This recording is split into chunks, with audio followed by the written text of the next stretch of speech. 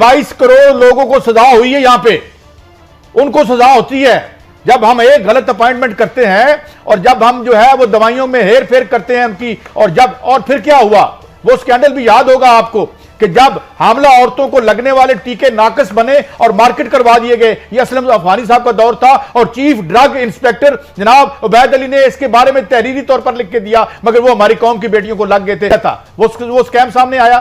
फिर कादी साहब वो हमारी कौम की बेटियों के लग गए, बेटियां रहमत होती हैं। कादी साहब मलक साहब वो लग गए, नामुनासिब टीके वो मेयार पे नहीं थे, किसी एक को सजा हुई। जरा रहनुमाई फरमाते थे, मैं हमारी कौम की बच्चियों को सजा हुई और पैदा होने वाले बच्चों को सजा हुई। गुफ्तगू में ना जाए, अमल पे जाए, सजा किस किस को हुई? अच्छा भट्टी साहब, मुझे 101 अपने मेरा मसला हल करें। मुझे अभी तक ये नहीं पता चला एज ए जर्नलिस्ट कि मेरी जो फेडरल हुकूमत है उसमें 3 मुशीर हैं। एक का नाम है अपना आशिक अवान साहब हैं, वो भी मुशीर हैं। अजीज चंद साहब हैं, अपना नदीम चंद साहब हैं, वो भी वजीर आजम के एडवाइजर हैं। और ये गिल साहब भी हैं। कभी को ट्विटर पे नजर आता है, कभी को प्रेस कॉन्फ्रेंस कर रहे हैं। तो मुझे कोई यकसानियत है इस निज़ाम में? 3 मुशीर आपने रखे हैं और मजे की बात है तीनों गैर मुंतखब है।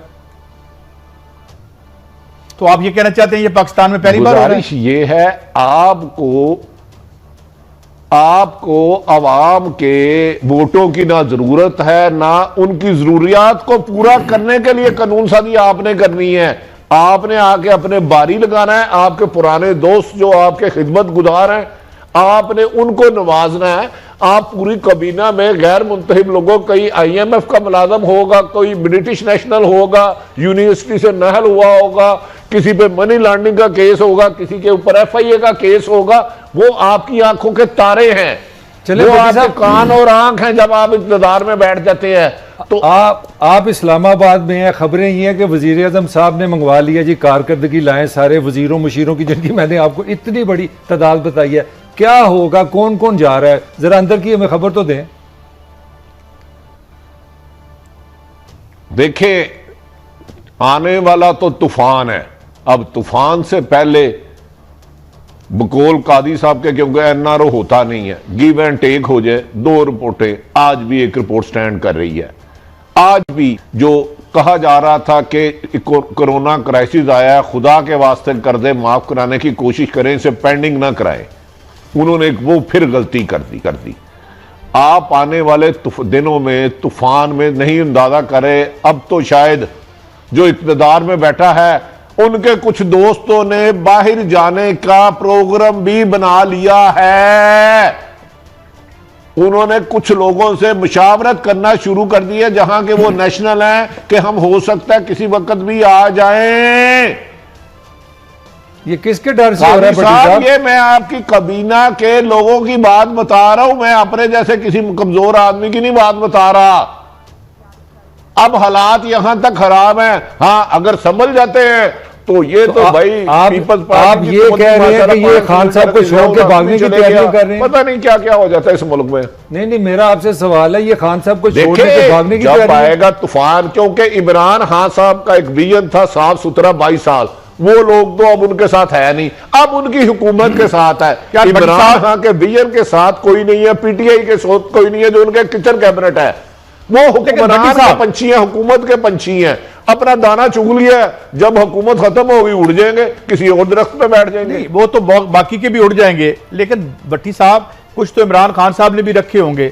बाकी कहां के रिकमेंडीज हैं, ये भी तो देखे ना कि जनाब वो जी उन्होंने आपको पंजाब में आपके पास नहीं थी मेजॉरिटी, वहां भी गवर्नमेंट बनानी है तो वजारतें तकसीम करके गवर्नमेंट बनती है। यहां कौन सा कोई नया काम हुआ है जो इमरान खान साहब ने किया जो पहले नहीं हुआ?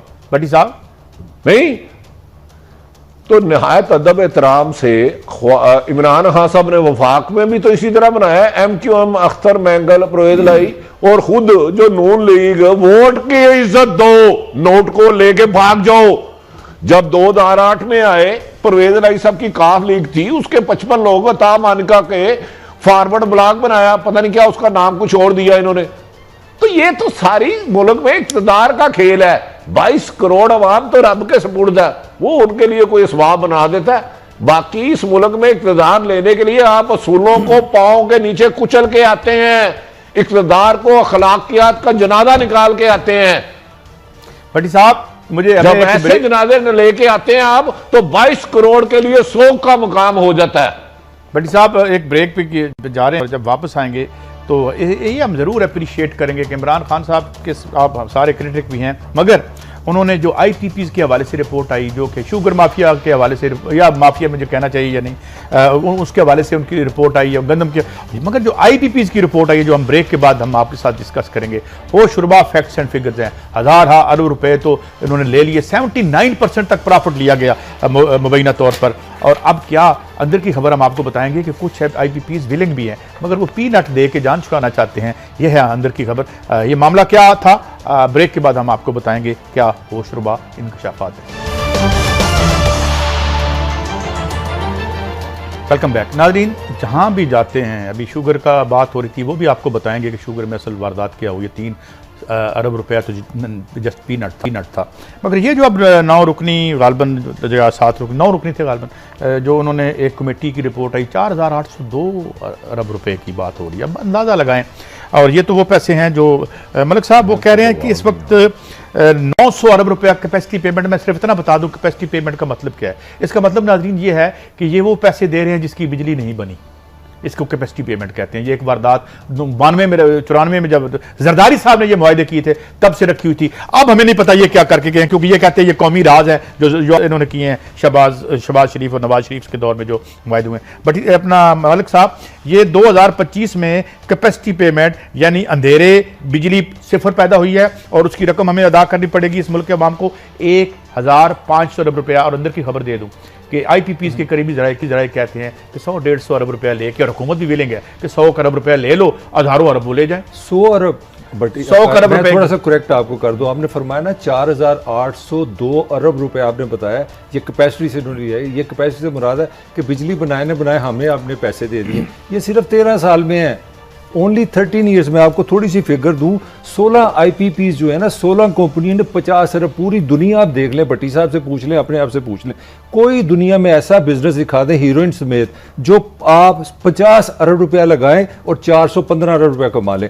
एक कंपनी का मैं पढ़ रहा था 215 में जब उन्होंने IPPs लगाया ना, तो पहले साल में 70% वापस, पहले साल की मैं बात कर रहा हूं। 2005 और 2010 के दरमियान 5 सालों में इन्होंने बिजली 148% महंगी करा दी। और इसके बाद इनको कोई याद आ गया कि डॉलर का रेट ऐसे होता है, ऐसे होता है, उन्होंने डॉलरों में पेमेंट शुरू करा दी 2007 में। और फ्यूल एडजस्टमेंट का एक नई साइंस निकाली और 100 अरब रुपया बना लिया। अगर आप इनकी लूट मार, मैं आपको पता, हम कंसिस्टेंटली प्रोग्राम में कह रहे हैं कि IPPs पाकिस्तान की तारीख का सबसे बड़ा डाका है। मैं आपको बार बार फिर कह रहा हूं, अगर इमरान खान साहब ने ये पाकिस्तान को तोहफा दे दिया तो मैं समझता हूं पाकिस्तान की 100 साल की लड़ाई। यार उनको अप्रिशिएट तो करें ना, उन्होंने ये निकाला, उनके दौर में हुआ, पहले तो बात नहीं करता था। और सुन लें, इनकी अपनी कैबिनेट में जो साहब बैठे हैं, रज़ाक दोस्त साहब, उनको 30 अरब रुपया कमाया उन्होंने, 30 बिलियन। यार अगेन इट्स वो अप्रिशिएबल निकाला उन्होंने। मैं कोई तनकीद तो नहीं कर रहा। नदीम बाबर साहब जो है उन्होंने भी 2 अरब रुपया कमाया, वो भी खुद इसी खेल का शिकार है। और वो टास्क फोर्स के हेड हैं। और नंबर 2 आपको एनर्जी टास्क फोर्स, जहांगीर तरीन साहब है, उनका भी IPPs में शेयर होल्डर है, उनके अपने कई पार्टनर हैं। भट्टी साहब, अब हम कहां से लाएं पैसे कोरोना के मारे हुए अवाम के लिए? हम क्या करें जरा बताएं ना, कि अगर इतने हर काम में ये वारदात होगी। चीनी का तो आपको पता है ना, फ्रंट मैन के जरिए खरीदा गया था गन्ना, कम कीमत पे खरीद के, और पहले स्टोरी ये है भट्टी साहब के कम कीमत पे खरीदा गया फ्रंटमैन के जरिए, उन्हें रसीदें ज्यादा पैसे की दी गई और फिर वो गवर्नमेंट को दिखा के प्राइस मुबैना तौर पर बढ़ा दी गई। असल वारदात ये अरबों रुपए ऊपर से मलाई उतार के ले जाते हैं और आप और मैं कोरोना में मारे जाते हैं। कोरोना ज्यादा मोहलक है या ये ज्यादा लोग मोहलक हैं भट्टी साहब? कादी साहब, कोरोना में इस्लाह के पहलू हैं। अगर हम रब को मान लें, कोरोना कुछ वक्त के लिए आया है, जब से पाकिस्तान बना है चंद कोरोना अरबपति जिस तरह 22 करोड़ अवाम को लूटते हैं ना मुख्तलिफ माफिया के रूप में, ये आप तसव्वुर नहीं कर सकते। मैं आज और कल 1-2-3 दोस्तों से मुलाकात हुई, वो समझ में नहीं आ